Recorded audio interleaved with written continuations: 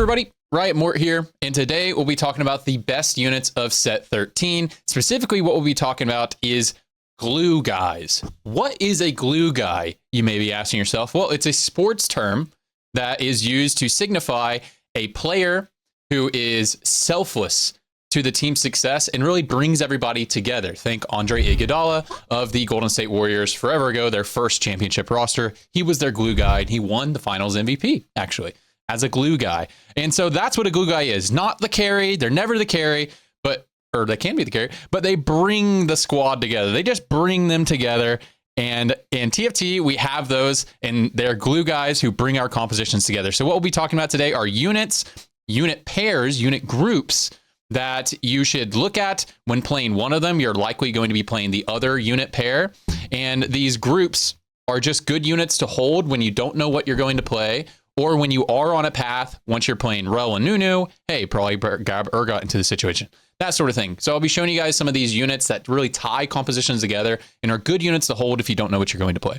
So first up, we're going to be talking about Rell and Nunu. And I think Rell plus Nunu, and then to a lesser degree plus Urgot, these are the best glue units in the game. Rell plus Nunu. They'll fit into so many different compositions, and I'll show it to you guys in a second. But just looking at this little unit combo here, we're already 2 visionary, obviously. These are 2 visionaries, and all these glue units we're going to show today are going to be 3 traits. These are design intentions that the developers put into the game because they want you to have these glue units that really allow you to be more creative with your composition. So anyways, these 2 together, and then once you add Urgot into the situation, just look how many synergies we are about to be able to activate. So we're 2 out of 3 experiment, 1 out of 2 artillerist, 1 out of 2 bruiser, 1 out of 2 conqueror, 1 out of 2 pit fighter, 1 out of 2 sentinel. So you can see all the directions we can go into here just by playing these 2 units, Rell and Nunu. Now that one's pretty obvious. Now let me just show you some directions it can take you into. So like this is like we have our glue units here, right? And then we added a sentinel, which is Aurelia, and we added a bruiser, which is Set. They're both rebels. And then look at that. We added Ezreal, which is a pseudo glue unit. He's not quite a glue unit himself because he kind of has to carry. That's kind of the value he brings to your team.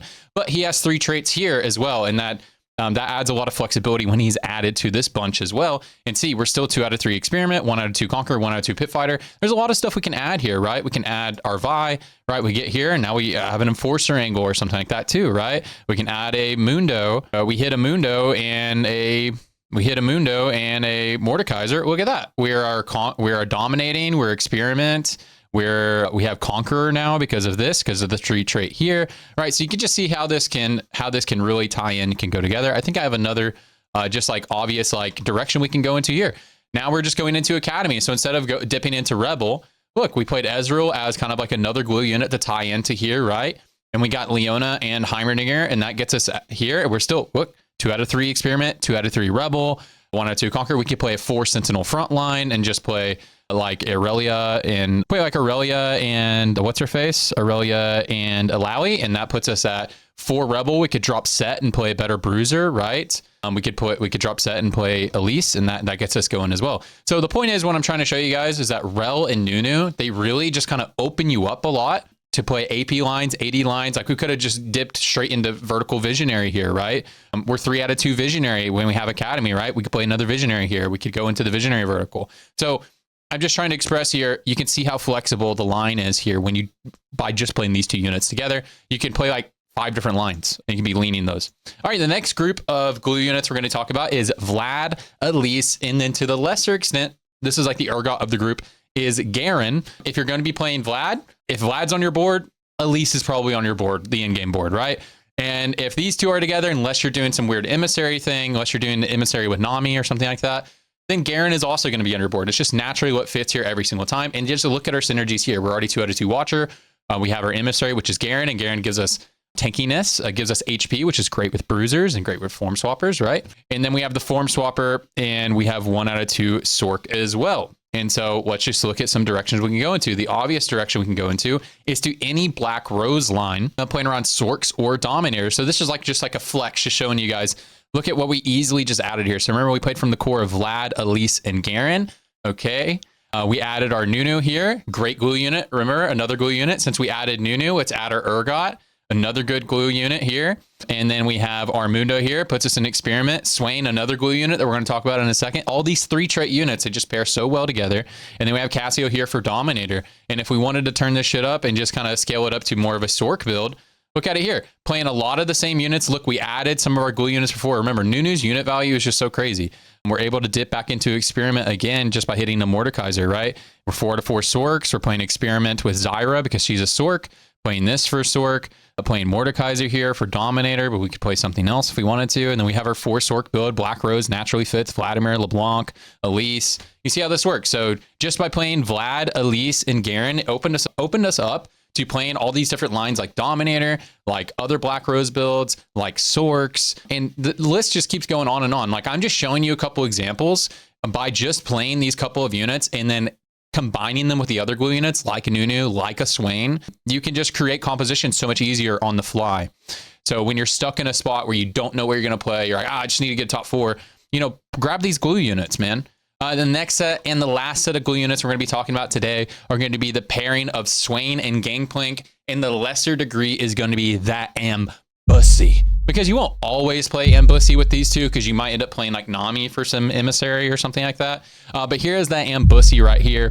And just from this start, from this group, look at it. It's 1 out of 2 Pit Fighter, 1 out of 2 Quick Striker, 1 out of 2 Scrap, 1 out of 2 Sork.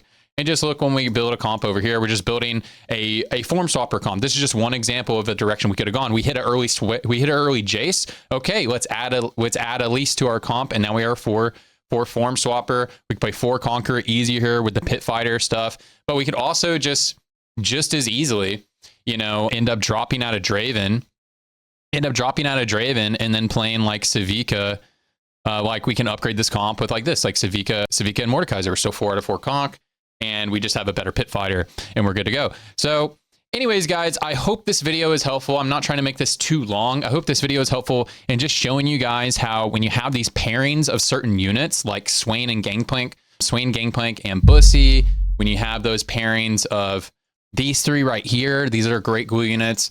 And then these 3 right here, if you just don't know what to play, grab these units, grab your top 4. If like you're in that spot, right? Where like your game isn't really like pushing you into one direction or the other, just grab these units and then you can like play flex, like truly play flex. Or alternatively, these are just great units to pick up in the early game if you get dropped to you, because it just allows you to go down a bunch of these different paths.